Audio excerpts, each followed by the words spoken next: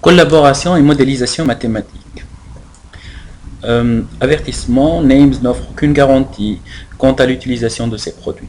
On va présenter quelques produits. Vous pouvez utiliser l'idée générale. C'est complètement gratuit, mais ça vient sans garantie.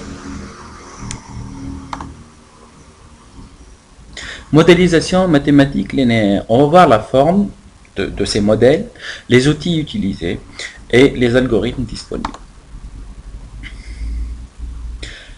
Pour la collaboration, question est comment s'entendre, on va voir comment écrire un texte à plusieurs, gouverner son ordre et la différence entre salaire et capital. C'est-à-dire que on va gouverner l'ordre des phrases et distinguer le salaire des personnes de ce qu'ils détiennent comme capital.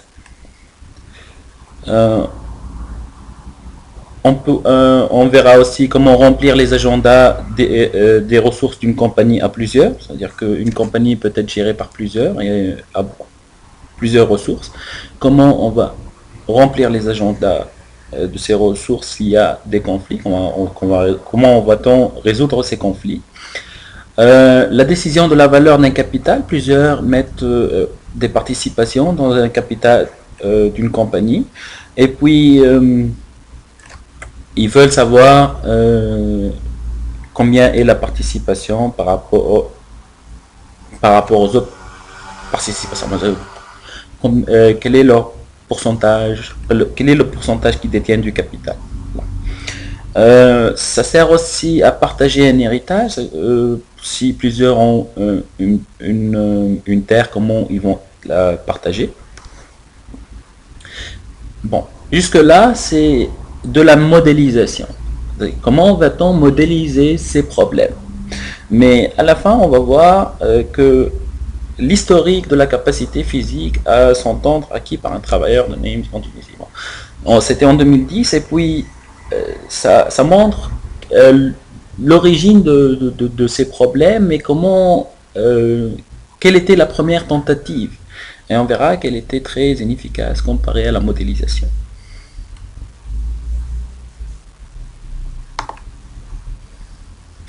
Bon, modélisation mathématique linéaire, la forme générale.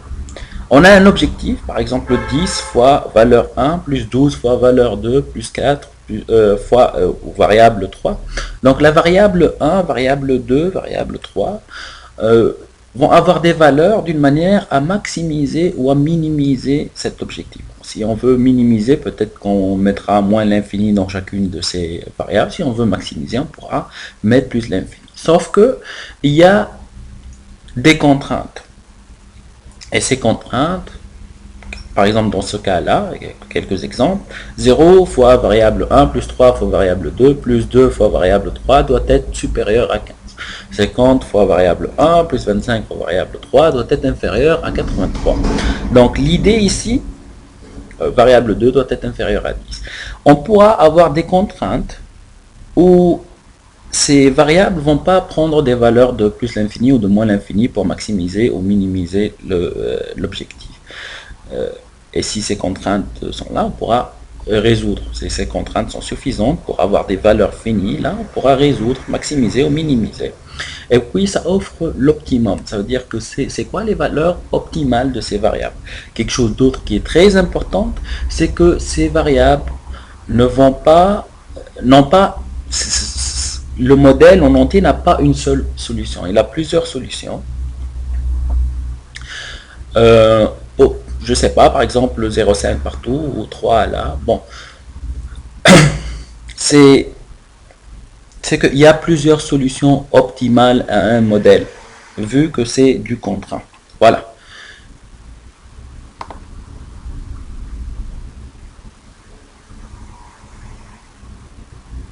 Modélisation mathématique linéaire outil. Bon, il existe des programmes en ligne à télécharger pour résoudre ces problèmes. Il y a aussi des calculatrices capables de les résoudre. Bon, il y a LPSO, il y a QSOT par exemple. Donc là, il y a l'adresse, vous pouvez télécharger.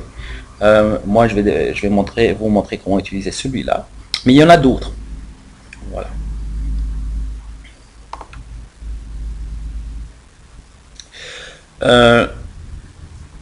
Si vous voulez résoudre à la main, peut-être qu'un jour on va bombarder les ordinateurs, ça va plus fonctionner ou quelque chose, et vous voudriez apprendre à résoudre ça à la main. Il y a deux algorithmes que vous pouvez faire une recherche là-dessus. Il y a Simplex et Interior Point. Simplex, il est plutôt orienté pour résoudre les paquets. C'est-à-dire, par exemple, si on a des variables, il a tendance à avoir 0 ou 1 si on veut des valeurs de 0 ou 1. Si on a par exemple, si on va résoudre des problèmes comme les paquets de les litres de lait ou etc. Il ne va pas venir avec 33,33 ou avec un résultat de 33,33. Il ne va pas présenter des résultats pareils. Il va essayer de présenter, de respecter la taille des paquets. Interior Point, lui, a un prix Nobel parce qu'il résout pour sûr, contrairement à Simplex, mais plus lentement aussi. Mais il ne respecte pas les paquets. Par exemple, la plupart des modèles qu'on va présenter, c'est des variables qui peuvent prendre des 0 ou des 1. C'est-à-dire que 0 ou 1. On prend ou on ne prend pas. Et puis, Interior Point ne va pas vraiment résoudre ça comme ça. Il va mettre 0,22, 0,33, 0,86, trucs comme ça. Donc, Simplex, c'est ce qu'on utilise. C'est ce que les logiciels qu'on utilise. Voilà.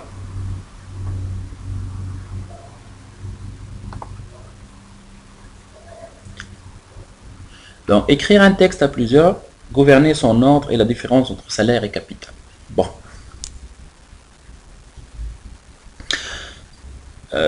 La taille du modèle augmente rapidement, mais ça peut supporter la taille d'un parlement.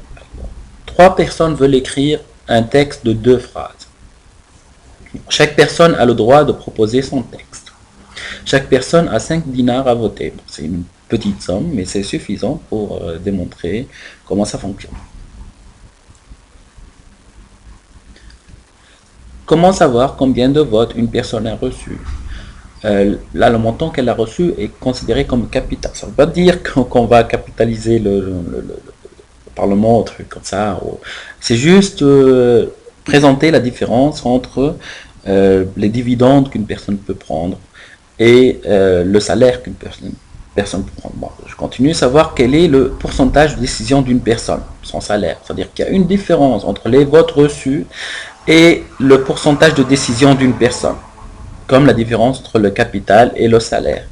C'est juste qu'on peut, de la simple décision d'un texte, commencer à dériver les produits qui sont destinés aux compagnies, etc. Mais c'est juste à titre indicatif. C'est pas pour changer comment décider. Voilà. Chaque personne a le même montant à voter. Et finalement, comment avoir le texte résultant. Voilà.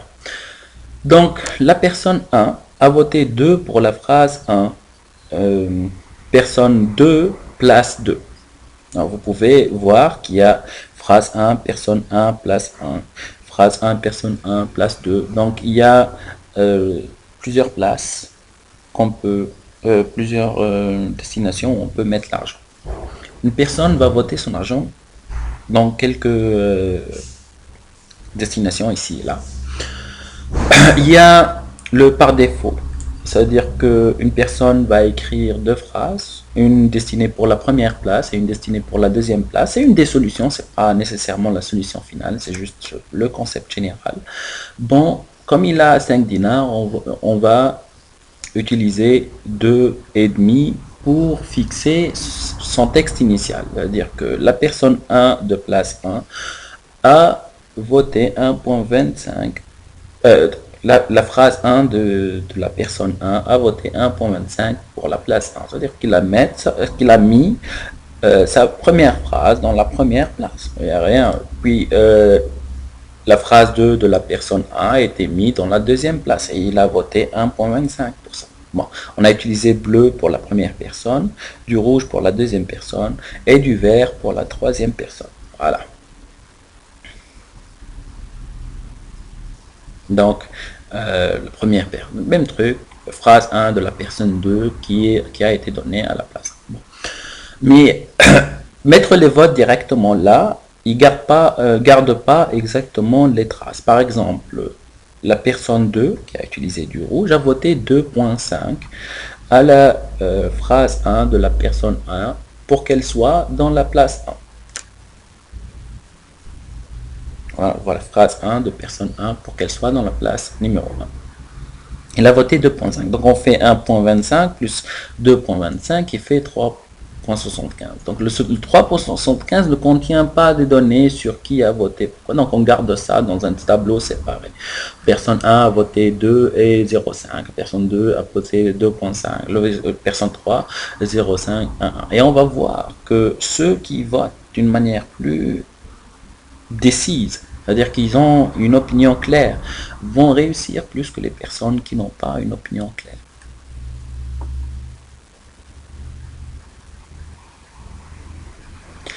Maintenant, ce qu'on va faire, c'est qu'on va créer une variable pour chaque espace de ce tableau. C'est-à-dire qu'on va créer une variable qui s'appelle phrase 1, personne 1, place 1. Et une variable qui s'appelle phrase 1, personne 1, place 2. Et l'idée, c'est que cette variable a été, on va décider si cette variable, c'est ce champ du tableau a été pris ou pas. Donc, voilà le modèle dans le calculateur. On va mettre le montant que phrase 1, personne 1, place 1 a eu. Le montant que phrase 1, personne 1, place 2 a eu, etc. Et on va ajouter des contraintes pour qu'une place reçoit au maximum une seule personne et des contraintes pour qu'une phrase reçoit au maximum une seule place. Voilà, on va s'habituer à ça petit à petit. C'est des contraintes qu'on ajoute pour faire sûr, par exemple dans ce cas-là, qu'une place ne va pas recevoir de phrase, par exemple.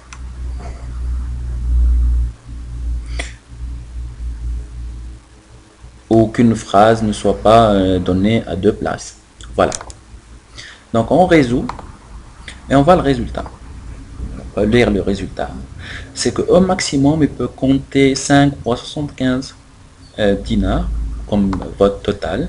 Et puis il a pris phrase 1, place 1, phrase 1, personne 1, place 1, et phrase 1, personne 2, place 2. C'est que maintenant on est en train de gouverner l'ordre via vote. C'est que on décide pas seulement quel texte est en train de gagner, mais on décide aussi l'ordre du texte. Donc, voilà la solution optimale. Finalement, le total de vote est de 5,15. Le résultat, le reste, bon, le reste des variables a eu 0. C'est les variables qui ont eu 1. Le reste des variables a eu 0. Les champs qui ont été sélectionnés, bon, il a utilisé le 3,75 là et le 2 là. C'est pas toujours aussi facile à déterminer.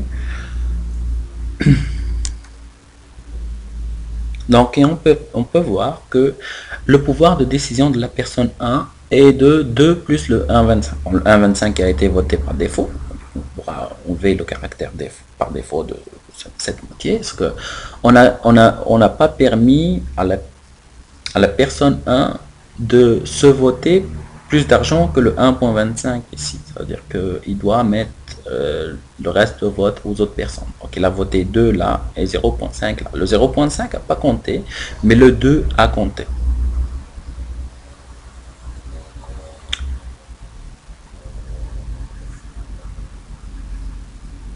Bon.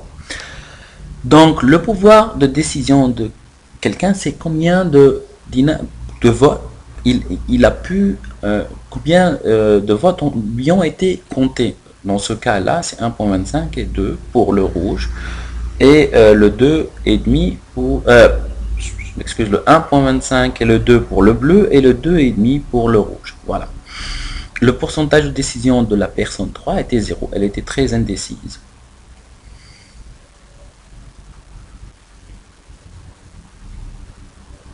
Mais il y a aussi combien ces personnes ont eu en général. Donc, dans ce cas-là, par exemple, cette personne a eu 3,75, 1 et 1,75.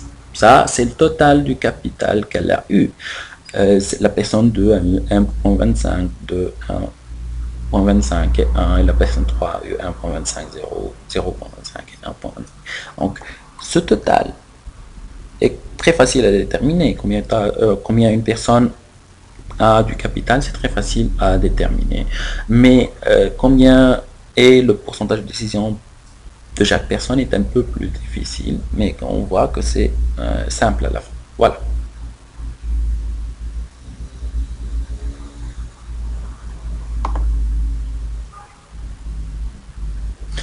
Bon, je sais que vous n'êtes pas très habitué à cette modélisation, mais avec plusieurs exemples, vous allez vous allez comprendre plus. Voilà. À une résolution des paquets temporels des agendas, des conflits peuvent être si plusieurs gèrent les agendas des ressources en commun. Par la résolution, on veut dire, exemple, la résolution des agendas est une demi-heure. Voilà. Donc, les agendas de tout le monde a une résolution de demi-heure. C'est qu'on parle de 5 heures, 5 heures et demie, 6 heures. Mais on ne parle pas de 5 heures, 13 minutes, par exemple. Le propriétaire numéro 1 a voulu avoir la voiture. Disons que ces voitures n'ont pas les mêmes fonctionnalités et puis chaque personne n'a pas vraiment remplacé une voiture par une autre. Donc, il a voulu avoir la voiture 1 entre 5h30 et 6h, mais les deux autres propriétaires de la compagnie ont voulu la même chose. Il y a aussi eu d'autres conflits entre propriétaires 1 et 2 pour 8h à 8h30 pour la voiture 2. Entre propriétaires 1 et 3, entre 3 heures et 4 heures pour la voiture 3. Le capital a une valeur de 1 million de dinars. Bon. Ça peut être moins ou plus. Le propriétaire numéro 1 a 20%, donc 200 000 dinars. Il a 3 conflits, donc ça devient 66 666,66 dinars par conflit. Le propriétaire numéro 2 a 45% du capital, donc 450 000 dinars. Il a 2 conflits, donc 225 000 dinars par conflit. Le propriétaire numéro 3 a 35% du capital, donc 350 dinars. Il a 2 conflits, donc 175 000 dinars par conflit. Voilà. Le modèle, c'est facile. La voiture 1 va au propriétaire numéro 1, la voiture 1 va au propriétaire numéro 2, la voiture 1 va au propriétaire numéro 3. Ça, c'est le premier conflit. Le deuxième conflit, la voiture 2 va au propriétaire numéro 1, la voiture 2 va au propriétaire numéro 2. Ça, c'est le deuxième conflit. Et finalement, le troisième conflit, c'est que la voiture 3 va à la personne, au propriétaire 1 ou 3. Voilà. Et on met quel est combien a chaque propriétaire d'argent par conflit. Donc celui-là a 66 666,66 dinars. Celui-là a 225 000, etc. Voilà. Maintenant, il y a des contraintes. C'est que finalement, la voiture va aller à un seul propriétaire. La voiture 1 va aller à un seul propriétaire. Donc, on somme les 3 variables et on met la voiture 2 va aller à un seul propriétaire. La voiture 3, c'est le même truc. Voilà. Donc, on obtient la solution optimale de la voiture qui dit que la voiture 1 va au propriétaire numéro 2. La voiture 2 va au propriétaire numéro 2. Et la voiture 3 va au propriétaire numéro 3. C'est que le propriétaire numéro 2 a gagné pour les deux conflits. Donc il a eu la voiture 1 et la voiture 2, mais il ne les a pas eu en même temps. Donc il n'y a pas de problème. Pour un capital total satisfait de 625 000 dinars. Voilà. Et si on somme combien il y a eu de...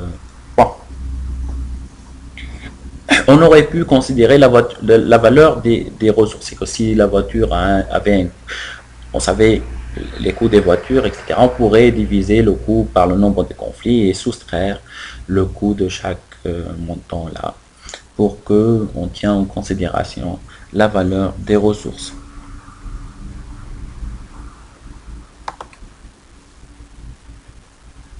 La décision de la valeur d'un capital. Bon, là, il y a deux modèles. Un modèle qui maximise le capital et un modèle qui le minimise.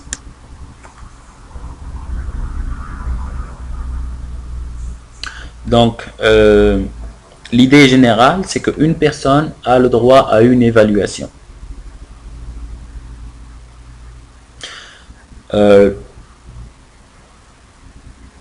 Modèle 1, la personne n'a pas le droit d'évaluer sa propre participation. Là, on maximise. Et la personne 1, par exemple, elle va évaluer la participation 1, la participation 2 et la participation 3. Là, elle décide, elle a 30 par exemple, elle décide que c'est 10 là et 20 là. Peu importe l'unité. La personne numéro 2, 0 pour sa propre évaluation. Sa propre évaluation, c'est que ça compte pas. On aurait pu ne pas mettre cette variable. La deuxième personne vote 15 pour la participation 1 et 15 pour la participation 3. La personne 3 met 5 pour la participation 1 et 25 pour la participation 2, mais n'a pas le droit d'évaluer sa propre participation. Les contraintes sont comme d'habitude, une participation reçoit une personne et une personne a le droit à une seule participation, qui sont là.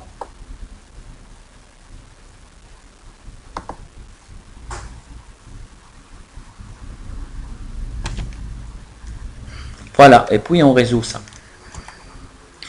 L'autre modèle, c'est une minimisation, où la personne a le droit d'évaluer sa propre participation. Donc, il met par exemple 20 pour sa propre participation, et puis 10 et 20 pour les deux autres. Il met 15 pour sa propre participation. Bon, là, on perd un peu le total, mais c'est à peu près ça. Puis, il met 15 pour lui il met 20 pour sa propre participation et puis 15 et 15 pour les autres participations. Celui-là il met 25 pour sa propre participation et puis 25 et 5 pour les autres participations. Celui-là peut-être aurait dû être un 20 parce que le total ne devrait pas être plus que celui des autres. Voilà. Et puis on résout ça. Ça c'est le deuxième modèle. On pourrait écrire d'autres modèles, par exemple pour le partage d'héritage. 5 héritiers ont hérité une terre. Un architecte l'a divisée en 5 parcelles et a approximé son coût total à 7. Bon, 7 millions, 7 unités. Et puis, d'une unité, voilà. Le temps venu de les évaluer et de les assigner, chaque personne donc donne 5 prix aux 5 parcelles dont le total est 7. Donc, l'héritier 1, par exemple, a décidé que la parcelle 1 vaut 1, que la parcelle 2 vaut 2, que la parcelle 3 vaut 2, la parcelle 4 vaut 1 et que la parcelle 5 vaut 1. Le total est bel et bien 7. Donc, et puis chaque personne fait ça. Bien sûr, être plus décis va vous permettre d'obtenir ce que vous voulez, mais vous allez voir que ça a des conséquences. Il faut avoir une évaluation exacte. Donc, peut-être l'héritier 1 va avoir son propre expert, l'héritier 2 va avoir son propre expert, le 3 va avoir le propre expert, etc. Son propre expert, etc. Voilà. C'est que il n'y a pas la culture de diviser l'héritage qu'on va laisser avant de mourir en Tunisie. Voilà. Donc ça, c'est le modèle. C'est un modèle un peu... voilà, donc... grand, disons. Donc l'héritier 1, parcelle 1. Comme d'habitude, on fait une variable par case du tableau. Et puis, on met combien cette case a eu d'argent exactement. Voilà. Donc, on maximise le plus possible le montant qu'on a, l'évaluation, le total de la terre, la valeur de la terre. On la maximise le plus possible. On fait sûr qu'un héritier reçoit une seule parcelle et qu'une seule parcelle ne va qu'à un seul qu'une parcelle ne va qu'à un seul héritier. Voilà. Donc le résultat qui est optimal, là c'est que l'héritier 1 prend la parcelle 2, l'héritier 2 prend la parcelle 4, l'héritier 3 prend la parcelle 1, l'héritier 4 prend la parcelle 3 et l'héritier 5 prend la parcelle 5 pour un total de 11. La valeur de la terre était de 7, maintenant c'est 11. Et vous voyez, celui qui était très décis, maintenant doit payer à ceux qui étaient plus équilibrés dans leur décision. Parce que la terre qu'il a eue vaut plus. Voilà.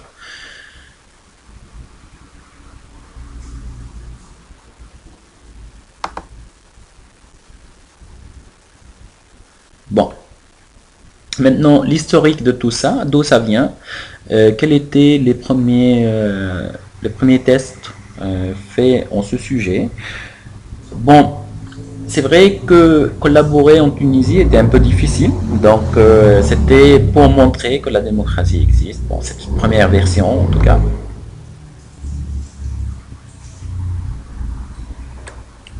Donc il y a un compte central, peut-être un dinar est mis dans ce compte central par jour. Et puis, il y a des personnes A, B, C, D, E.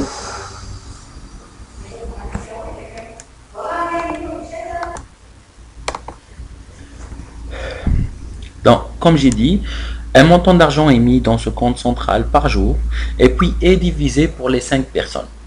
Voilà. Donc c'est peut-être 0,2 dinars qui va pour chacun de eux. Et puis c'est les personnes A, B, C, D, E. Et puis ils ont chacun un compte et reçoivent de l'argent d'une façon chaque jour. Voilà, ils reçoivent de l'argent chaque jour. Chaque utilisateur a une phrase initiale. Là, par exemple, la phrase 1 de la personne A est un compte. Ça veut dire que cette phrase est en réalité un compte, c'est-à-dire que ça peut recevoir de l'argent. Ça va de même pour les phrases de la personne B, C, D, E. Qu'est-ce qu'un vote? Un vote est un pourcentage des comptes d'une personne. C'est-à-dire qu'une personne a une phrase ou 10 phrases, on va avoir tous les comptes de cette personne et on va voter un pourcentage de tous ses comptes. Par exemple, lui, il a 0,2 dinars dans ce compte et il a 0 dans ce compte. Peut-être qu'il s'il vote 50%, ça va être 0,1 dinar de ce compte et 0 de ce compte. On fait la somme des montants et on peut voter ça à un compte d'une phrase. C'est-à-dire que par exemple, la phrase de la personne E va recevoir le montant que cette personne a voté, qui est de 0,1 dinar. Bon. La personne ne peut pas voter directement au compte d'une autre personne. C'est-à-dire que le vote va toujours à des phrases. Il ne va pas au compte des personnes.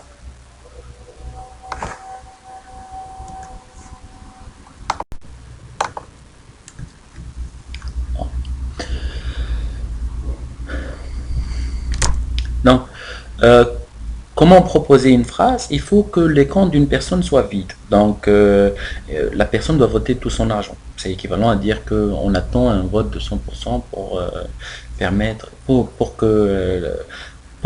à une personne de proposer une nouvelle phrase, c'est-à-dire de créer un nouveau compte.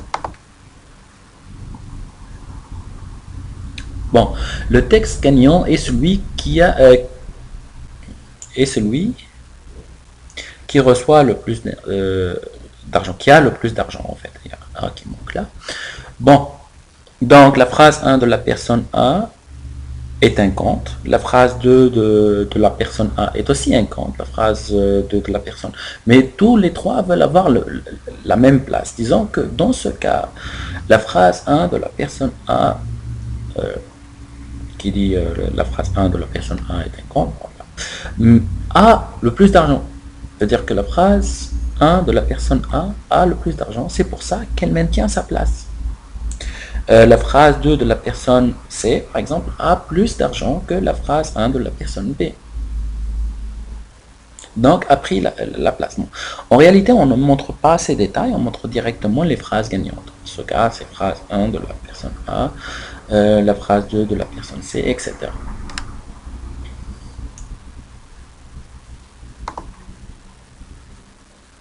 Bon, quelques problèmes ont été détectés. Lors du test, quelques problèmes d'ordre ont été détectés. Le vote de 100% doit être après la proposition d'une nouvelle phrase. Ce qui s'est passé, c'est qu'ils voulaient tous se débarrasser de leur argent pour pouvoir écrire. Et puis, on se débarrassait de l'argent, mais on recevait de l'argent tout le temps. Donc, les comptes n'allaient jamais à zéro et la personne n'était jamais capable de proposer une phrase. Voilà. Donc il fallait proposer sa phrase, mettre où elle doit aller, etc. Et puis attendre que la personne vote 100% pour valider que cette phrase se fait proposer dans la place voulue. Voilà. Donc pas d'interface pour les appels d'offres. Il y a eu une petite offre de fermer le système à cause de ce problème. Et puis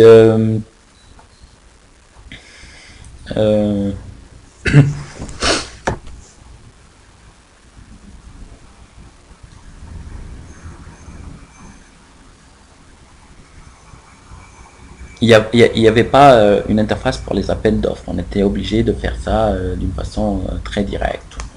Je propose de fermer le site, une personne vote pour ça et puis on ferme le site directement, comme si c'est un paiement pour ce petit service de fermer le système. Voilà. Un réacteur n'est pas quelque chose de stable en Tunisie. Ça, c'est important. Bon, il y a eu des paiements et vous voyez le World Trade Organization, l'OMC, l'Organisation mondiale du commerce. Il y a des paiements pour des réacteurs nucléaires achetés par la Tunisie. Je pense que c'était 1 milliard de dinars, quelque chose comme ça. Et puis le paiement est enregistré pour un réacteur nucléaire. Je ne sais pas ce qui s'est passé exactement, mais ces réacteurs, en tout cas au début, sont pas, dans la première version, sont pas stables. Ça, c'est ce que je peux, disons, dire sans vraiment prouver, sans vraiment être sûr non plus de mes mots, mais disons que ce réacteur n'était pas stable. C'est le minimum à dire, que ce petit logiciel, qui est un réacteur, n'était pas vraiment stable. Les utilisateurs peuvent oublier de voter. Bon, il y avait quelques-uns qui avaient des difficultés de voter ou ont oublié de voter. Le texte change un peu trop souvent. Donc ça, le texte n'était pas vraiment stable, ça changeait tout le temps. Bon, la version 2, c'était gardé comme capacité physique à s'entendre, a été utilisée plus tard. Donc, c'est exactement le même truc, sauf qu'on a ajouté des horloges. Par exemple, dans cette horloge, la phrase pour cette place, une horloge par place, la phrase 1 de la personne A est un compte, bon, d'accord, mais elle a pris la première place et on dit que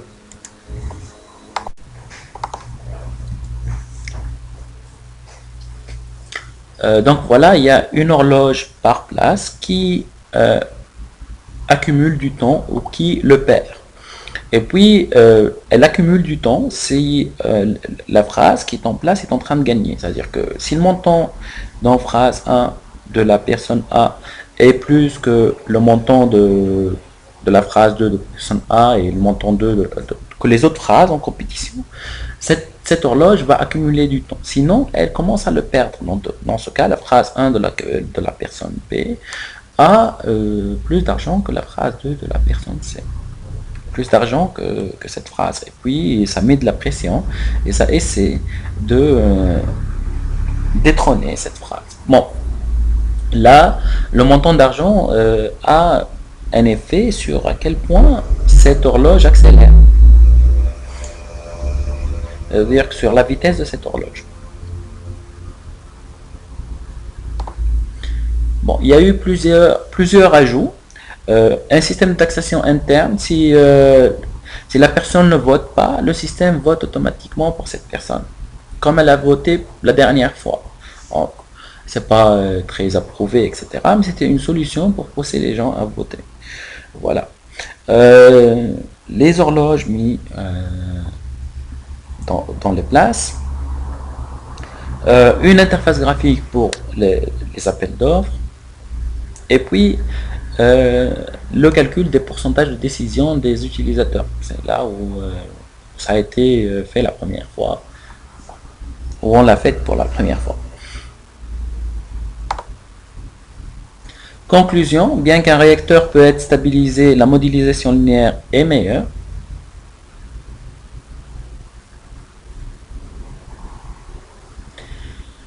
Et puis, si ça vous intéresse de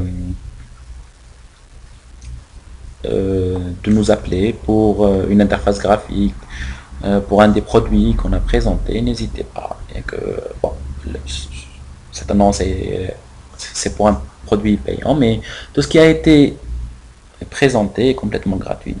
J'espère que vous avez compris un peu de quoi il s'agit et que vous avez apprécié. À la prochaine.